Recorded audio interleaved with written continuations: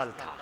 आप ध्यान रखना, जो आप ये पूजा करते हैं, पूजा कभी भी कामना की पूर्ति के लिए नहीं होती है। पूजा करने का उद्देश्य है उपासना, चित्त एकाग्रता। और ये जो हम लोगों ने आप लोगों को गुमराह किया है कि बेलपत्र चढ़ाने से ये होता है, धतूरा चढ़ाने से ये होता है, और मूंग चढ़ाने से ये होता है, ये सब अनावश्यक बातें हैं। उपासना का मुख्य उद्देश्य है उपासना, चित्त एकाग्रता। क्योंकि जो आप कामना में लगे हुए हैं, अगर पूजा कर रहे हैं, पाठ कर रहे हैं, जाप कर रहे हैं, कथा सुन रहे हैं, दान दे रहे हैं, तीर्थ जा रहे हैं, अगर इसमें निष्कामता होगी तो अंतःकरण शुद्ध होगा। और अगर निष्कामता नहीं है तो कभी भी अंतःकरण शुद्ध हो नहीं सकता। जो भी पूजा करते हैं, पाठ करते हैं, जाप करते हैं, ध्यान करते हैं, सेवा करते हैं, इसका उद्देश्य है निष्काम। अगर निष्काम उपासना करोगे तो अंतःकरण शुद्ध होगा, और सकाम उपासना से अंतःकरण शुद्ध होने वाला। तो ध्यान रखना, उपासना का मुख्य उद्देश्य है उपासना, चित्त एकाग्रता, चित्त की एकाग्रता के लिए। अब देख लेना, उपासना से चित्त एकाग्र हो रहा है कि विक्षिप्त हो रहा है। ये पूजा पद्धति इसलिए बनाई जाती थी, घर में शांति से बैठे 10 मिनट, 15 मिनट, 1 घंटा बिल्कुल मन को शांत करके बैठे। और जब पूजा करते समय हम शांत नहीं, तो पूजा करने के बाद क्या शांति मिलेगी? हम तो कितने घरों में देखते हैं कि पहले घर का काम करेंगे, जब थक जाएंगे तब फिर मंदिर में जाकर के, ये होता नहीं होता है? पहले घर के काम में लगी रहेंगी, जब थक जाएंगी तब मंदिर में जाएंगे, फिर देखो। तो ये मैं इसलिए कह रहा हूं कि उपासना का उद्देश्य यही है, उपासना, चित्त एकाग्रता। माता कौशल्या अपने भवन में ठाकुर जी के सामने उपासना में बैठी है। अच्छा, एक बताओ, ध्रुव ने उपासना की है, लेकिन आप भागवत की पुस्तक खोलना, आप हमें यह दिखाओ कितना पानी चढ़ाया, कितने फूल तोड़े, कितने धतूरे तोड़े, कितने समी के पत्ते तोड़े, प्रमाण है? प्रहलाद ने उपासना की, ध्रुव ने उपासना की, मीरा ने उपासना की, प्रमाण है। लेकिन इन्होंने प्रकृति का शोषण किया क्या? और इस जमाने में उपासना नहीं हो रही, इस जमाने में प्रकृति का शोषण हो रहा है। सिर्फ प्रकृति को तोड़ तोड़ करके दुरुपयोग करना, यही उपासना है क्या? अब माता जी उपासना कर रही, आप बताइए कितने फूल तोड़े, कितने बेलपत्र तोड़े, कई टैंकर जल लाई, प्रमाण है आपके पास? ये मैं आपसे भी कहता हूं, प्रकृति का शोषण मत किया करो। सुमन माने होता, सु माने सुंदर मन। अगर चढ़ाना है तो अपना मन रूपी पुष्प चढ़ाओ। तब मन में तो मक्खियां भिनभिना रही हैं, मन में मक्खियां भिनभिना रही हैं, और फूल में सेंट की खुशबू डलवा रहे हैं। ये उपासना शास्त्र नहीं कहती। देखो प्रमाण आपके सामने, माता कौशल्या ठाकुर जी के सामने हाथ जोड़ करके बैठी है। किस लिए? क्योंकि मैंने यज्ञ का प्रसाद लिया है, अगर मेरा मन शांत रहेगा तो मेरा बच्चा भी शांत पैदा होगा। दशरथ जी जैसे कौशल्या के घर में गए, दासी ने जाकर के कौशल्या को बताया, माँ? बोले हाँ राजा आए हैं। माँ? बोले हाँ राजा आए हैं। आज की माता जी पूजा में अगर बैठी होंगी और पति देवता प्यासे हैं और एक लोटा पानी मांग दें, दिखता ना हम पूजा कर रही हैं? लेकिन ये नहीं, देखो आपका धर्म क्या है। अपने धर्म का पालन करने से ईश्वर प्रसन्न होता है। आपके लिए सबसे बड़ी पूजा है, अगर दरवाजे पर कोई प्यासा खड़ा है उसको पानी पिलाना सबसे बड़ी पूजा है, क्योंकि हम गृहस्थ हैं और गृहस्थ के लिए अति सत्कार करना उसका धर्म है। अगर हम डॉक्टर हैं और किसी को औषधि की आवश्यकता है तो औषधि देना आपका धर्म है, पूजा करना आपका धर्म नहीं है। आप अगर इंस्पेक्टर हैं, पुलिस में हैं, तो आपकी जो ड्यूटी है उस समय सेवा करना आपका धर्म है, कथा सुनना आपका धर्म नहीं, क्यों? कर्म ही पूजा है। अगर हम घर की गृहिणी हैं तो हमारी जिम्मेदारी है सास ससुर, ये तो है, सास ससुर की सेवा करें, पति का रुख दे करके चले, क्योंकि हमारा धर्म है। अगर बच्चे को स्कूल जाना है तो उसका टिफिन लगाना धर्म है, मंदिर जाना आपका धर्म नहीं है, क्योंकि आप क्या हैं? आप गृहिणी हैं, आपकी जिम्मेदारी बनती ये कथा से शिक्षा लो। माता कौशल्या पूजा में बैठी हुई हैं, दासी ने बताया है, तब माता जी उठ के आई हैं। और आज अगर घर में एक दो नौकरानी है तो आर्डर घंटी बजा देंगी, पानी पिला दो इनको, जबकि ये महारानी थी और महारानी होने के बाद स्वयं माता कौशल्या उठ के आई हैं। ये मानस कहती है कि अपने कर्तव्य का पालन करने से ईश्वर, फिर मैं कह रहा हूं सुन लो, पूजा करने से, पाठ करने से, जाप करने से, दान देने से, तीर्थ जाने से, मंदिर बनवाने से ईश्वर प्रसन्न नहीं होता है। अगर ईश्वर को प्रसन्न करना चाहते हो तो झूठ मत बोलो, छल मत करो, कपट मत करो, धोखा मत दो, किसी की मां बेटी मत तको, जो व्यवहार अपने प्रति अच्छा न लगे वो व्यवहार दूसरों के प्रति मत करो, ईश्वर आप पे प्रसन्न हो जाएगा।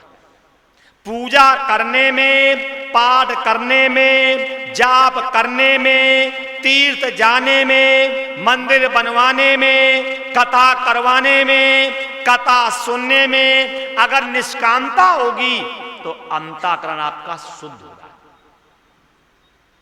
इसलिए अगर ईश्वर को प्रसन्न करना चाहते हो तो अपने कर्तव्य का पालन करिए। माता कौशल्या उठ के आई है, उठ के आ करके सबसे पहले राजा को प्रणाम किया है, आसन दिया है, चरण धोए और कहा प्रभु आगमन क्यों हुआ? दशरथ जी ने धीरे से कहा देवी हमें गुरु जी ने भेजा है और गुरु जी ने बताया है कि तुम्हारी पत्नियों ने यज्ञ के प्रसाद को ग्रहण किया है, इस समय गर्भवती अवस्था में है, उन्हें किसी चीज की आवश्यकता हो तो उसकी पूर्ति करना पति का धर्म है। ध्यान रखना, आवश्यकता और इच्छाओं में अंतर है। आवश्यकता जो है वो शरीर से जुड़ी है और इच्छाएं जो हैं वो इंद्रियों से जुड़ी है। भूख लगी है, आवश्यकता है? आपको नहीं, मतलब मुझे तो मटर पनीर ही चाहिए, इच्छा हो गई नहीं हो गई? इंदौर जाना है, आवश्यकता है, तब बस से जा सकते नहीं सकते? नहीं, मैं तो गाड़ी करके ही जाऊंगा, इच्छा हो गई नहीं होगी? सर्दी लग रही है, कपड़े की आवश्यकता है, नहीं मैं तो उसी कंपनी कपड़ा पहनूंगा, ये इच्छा है। तो पति की जिम्मेदारी है कि पत्नी की आवश्यकता की पूर्ति करना। और आज के पति देवता आवश्यकता की नहीं, इच्छा की पूर्ति करते हैं, और इच्छा की पूर्ति के चक्कर में धर्म को तो भूल जाते हैं और अधर्म को करने लगते हैं। ये बात सुकरात ने कही है।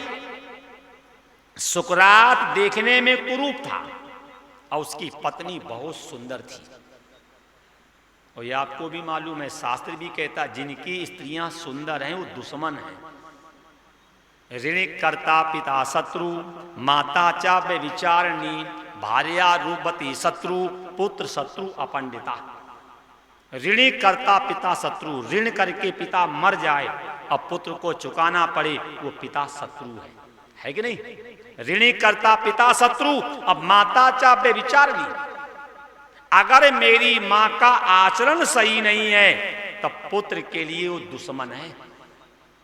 कहीं सभा में बैठा है और कोई व्यक्ति कह सकता जा जा तेरी मां कितनी अच्छी है, सबको मालूम है। ऋणी कर्ता पिता शत्रु, माता चा व्यभिचारिणी, अब भार्या रूपवती शत्रु। पत्नी अगर ज्यादा सुंदर है तो वो भी शत्रु है, रोज नई नई फरियाद करेगी। खाने को ये लाओ, पीने को ये लाओ, पहनने को ये लाओ, घूमने को ये लाओ। अब पुत्र शत्रु अपंडिता, अगर पुत्र मूर्ख है तो वो भी दुश्मन है। हमारे ग्रंथ कहते हैं ये चार दुश्मन है, ऋणी कर्ता पिता शत्रु, माता चा व्यभिचारिणी, और भार्या रूपवती शत्रु, और पुत्र शत्रु अपंडिता। सुकरात की पत्नी बहुत सुंदर थी। एक दिन सुकरात की पत्नी बोली हमें तलाक चाहिए। सुकरात ने कहा क्यों, क्या दिक्कत हो गई? दिक्कत क्या है आपको? सुकरात की पत्नी ने कहा मुझे तलाक चाहिए। सुकरात ने कहा दिक्कत तो बताओ, खाने के लिए नहीं मिलता क्या? तन ढकने के लिए व्यवस्था नहीं है क्या? सिर ढकने के लिए घर नहीं है क्या? सुकरात की पत्नी ने कहा सिर ढकने से, पेट भरने से और तन ढकने से काम नहीं चलेगा। इतने दिन आपके साथ मुझे रहते हो गया, कभी आप होटल में ले गए, कभी घुमाने कहीं ले गए? सुकरात ने कहा सुनो देवी, पति का धर्म है स्त्री की आवश्यकता की पूर्ति करना, पेट भरना धर्म है, तन ढकना धर्म है, सिर ढकना धर्म है। लेकिन आज के पुरुषों को तो समझ में नहीं आता, स्त्री का शरीर भी नहीं ढक पा रहे हैं। जब शादी हुई थी तो चुनरी ले आते हैं, क्या मतलब था इसका? शादी में चुनरी इसलिए करके जाते हैं कि उस चुनरी को ओढ़ने से स्त्री का शरीर ढक जाता है। अर्थात पुरुष की जिम्मेदारी है कि अपनी स्त्री को हमेशा ढक के रखना। अब चुनरी तो बक्सा में रखी है और बाकी तो सब आप जानते ही हैं।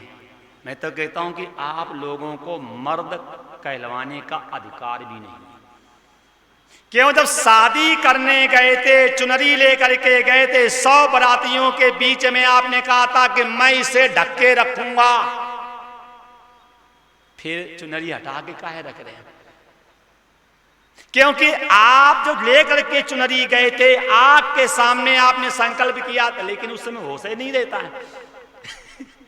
उस समय होश ही नहीं है, चुनरी लाते क्यों है, सिंदूर डालते क्यों है, मतलब ही नहीं।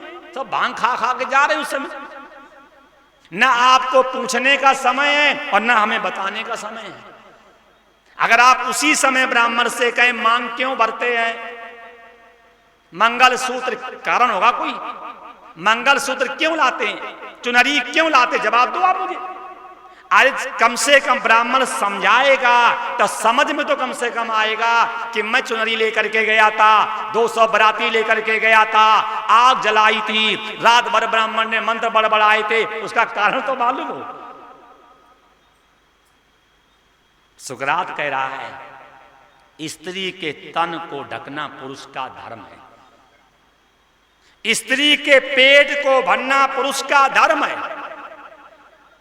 स्त्री के सिर को ढकना पुरुष का धर्म है। सिर ढकने के लिए मैंने घर दिया है, पेट भरने के लिए मैंने रोटी की व्यवस्था की है, और तन ढकने के लिए मैंने कपड़े की व्यवस्था की है।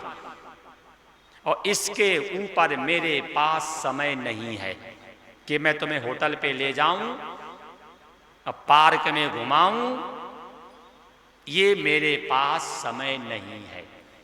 इसने कहा मुझे तलाक दो, सुकरात ने कहा हम तुम्हें बिना तलाक छोड़ रहे हैं, जाओ,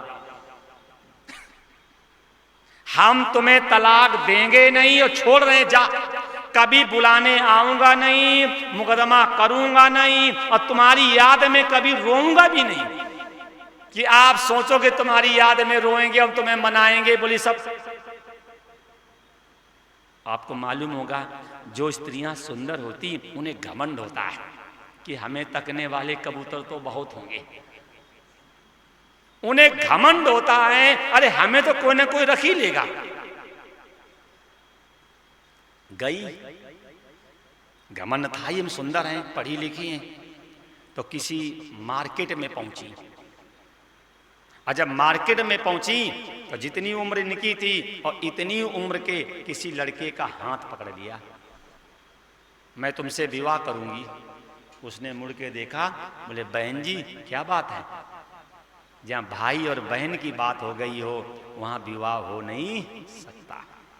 थोड़ा और आगे बढ़ी, एक अपने से बड़े का हाथ पकड़ लिया, मैं तुमसे विवाह करूंगी।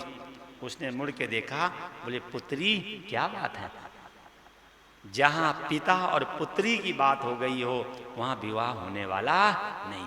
और आगे बढ़ी, एक अपने से छोटे का हाथ पकड़ लिया, मैं तुमसे विवाह करूंगी। उसने मुड़ के देखा, बोले माताजी क्या बात है, दिन भर हाथ पकड़े किसी ने अपनाया ही नहीं, और शाम को फिर रो करके आ गई आश्रम पे। सुकरात ने कहा क्यों, कोई मिला नहीं? रोने लगी, बोले मिले तो बहुत लेकिन किसी ने अपनाया नहीं। क्यों? बोले बड़े का हाथ पकड़ा तो उसने पुत्री कह करके लज्जित कर दिया, छोटे का हाथ पकड़ा उसने मां कह करके शर्मिंदा कर दिया, और बराबर का हाथ पकड़ा उसने बहन कह करके मुझे लज्जित कर दिया। सुकरात रोने लगा, रो करके कहा देवी हमसे गलती हो गई, मैंने हिंदुस्तान की माताओं को 3 दृष्टि से देखा, मैंने बड़ी को माँ देखा, छोटी को पुत्री देखा, और बराबर को बहन देखा। अगर हिंदुस्तान के प्रत्येक नारी को मैंने माँ देखा होता तो हिंदुस्तान का प्रत्येक व्यक्ति मेरी पत्नी को माँ देखता। क्यों? जैसी हमारी दृष्टि होगी वैसे लोगों की दृष्टि हमारे घर पे होगी। अगर हम किसी की माँ बेटी तकेंगे तो हमारी भी माँ बेटी तकने वाले पैदा हो जाएंगे। ये आप लोगों से निवेदन है, क्योंकि आप गृहस्थ हैं, पत्नी आपके साथ है, तो पत्नी की आवश्यकता की पूर्ति करना पति का धर्म है। उसका पेट भरना आपका धर्म है, उसके तन को ढकना आपका धर्म है, उसके सिर को ढकना आपका धर्म है। सिर ढकना माने घर, सिर ढकना माने घर। पहले घरों में देरी होती थी, देरी माने मर्यादा। सीता जी ने एक बार लक्ष्मण रेखा माने देरी का उल्लंघन किया तो 11 महीने 28 दिन सीता को लंका रहना पड़ा। ये जो घर के गेट पे जो पहले मोटी सी देरी, ये मर्यादा का प्रतीक है। सीता जी ने एक बार लक्ष्मण रेखा का उल्लंघन किया तो अब तो घरों में देरी बनती नहीं है। जितने नए मकान बन रहे हैं कि देरी का सिस्टम है, सब मर्यादाहीन, स्वतंत्र, परम स्वतंत्र, जहां मर्जी जाओ, जहां मर्जी नाचो, जहां मर्जी खाओ, जहां मर्जी पियो, जहां मर्जी उसका चले जाओ, क्योंकि अब घरों में मर्यादा है ही नहीं। देरी अनुशासन का प्रतीक है। देरी माताओं की मर्यादा का प्रतीक है। देख लो, आपके सामने प्रमाण है। माता कौशल्या ने राजा को आसन दिया है, चरण धोए हैं, आने का कारण पूछा है। उसी समय राजा ने कहा, मुझे गुरुजी ने भेजा है, इस समय आपने यज्ञ का प्रसाद ग्रहण किया, आपको किसी चीज की आवश्यकता हो तो बोलो। आज की कोई माता जी होती तो यही कहती कि बढ़िया वाला मोबाइल ला दो और 1 साल के लिए बढ़िया रिचार्ज करवा दो। ये तो कहती हैं, क्योंकि सोच अच्छी नहीं है। सोच आज अच्छी नहीं है। माता कौशल्या कह रही, महाराज दोगे? बोले हाँ। देना चाहते हो तब मुझे ये दो, 9 महीने तक मेरे शयन कक्ष में कोई ना आवे। 9 महीने तक मेरे शयन कक्ष में कोई ना आवे, हो सके तो आप भी मत आना। दशरथ जी ने कहा, सोच के बोल रही हो बिना सोचे? पत्नी के शयन कक्ष में अगर पति नहीं आएगा तो कौन आएगा? कौशल्या ने कहा, महाराज आप सिंहासन पे बैठते हैं, आपके ऊपर पापी, क्रोधी, लोभी की दृष्टि पड़ती है। अगर वही दृष्टि हमारे गर्भ के ऊपर पड़ गई तो मेरे पुत्र के संस्कार बिगड़ जाएंगे। अनुभव कर लो, पहले पुरानी माताओं के जीवन में विशेषता थी। अगर संतान पेट में होती थी तो बेचारी घर से बाहर नहीं जाती थी, कभी भी घर के बाहर नहीं जाती थी। क्यों? मालूम था, पता नहीं मेरे गर्भ पे कैसे व्यक्ति की दृष्टि पड़ जाए, कहीं पापी, क्रोधी, लोभी की दृष्टि ना पड़ जाए। अच्छा, इस जमाने में कोई विचार करता है? संतान पेट में, खा रही समोसा, पी रही पेप्सी, पहन रही मैक्सी और घूम रही टैक्सी। आप बताओ कि राम पैदा होंगे कि रावण? बोलो, बुरा मत मानना, मोबाइल तो चलाते ही हो। रामानंद ने जो रामायण बनाई है उसको खोल के देखना। जो मैक्सी आप लोग पहनते हैं ये राक्षसों की, मतलब सूर्पनखा को देख लेना खोल करके, सूर्पनखा पहन के आई थी। मैं निंदा नहीं कर रहा हूं, आप सोचो निंदा कर रहा हूं, क्योंकि शास्त्र जो कहते मैं वो कह रहा हूं। क्योंकि श्रृंगार करने से मानवता का जन्म होता है और फैशन करने से दानवता का जन्म होता है। कि जो राक्षसियां पहनती थी, आज घरों में तो वही आ गया है। जैसे राक्षसियां 9-9 बजे सो करके उठती थी, वो कारण क्योंकि जैसा भेष वैसा भाव। जब भेष राक्षसियों का बनेगा तब भाव क्या सीता के आएंगे क्या? मैं निंदा नहीं कर रहा हूं। मां, आप देख लेना कि उसमें पूतना ने कैसे कपड़े पहने थे, त्रिजटा ने कैसे कपड़े पहने थे, सूर्पनखा के कैसे कपड़े थे। जरा मोबाइल खोल के देख लेना। वही मैं कहता हूं कि देखा करो, ए भी देख, ओ भी देख, देखत देखत ऐसा देख, मिट जाए दुविधा रह जाए एक। भाई आंख तो देखने के लिए है कि बेचने के लिए? ये आंख देखने के लिए, ए भी देख, ओ भी देख, देखत देखत ऐसा देख, मिट जाए दुविधा रह जाए एक। ये आंख देखने के लिए तो देखो, उससे कोई शिक्षा लाओ। माता कौशल्या कह रही,